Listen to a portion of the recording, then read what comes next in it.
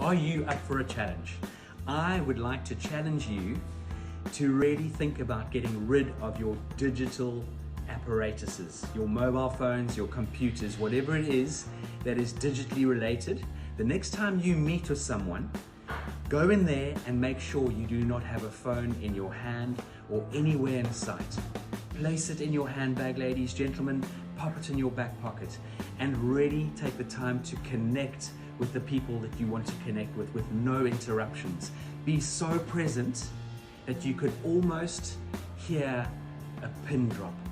Be that present, ladies and gentlemen. I urge you and I encourage you, and I'm going to challenge you to place your phones away the next time you get together with anybody. So if you're dining with someone, if you're having a coffee with someone, or just a straightforward conversation in the corridor or on the street, get rid of your mobile phone and you will see how much more that relationship will develop and grow.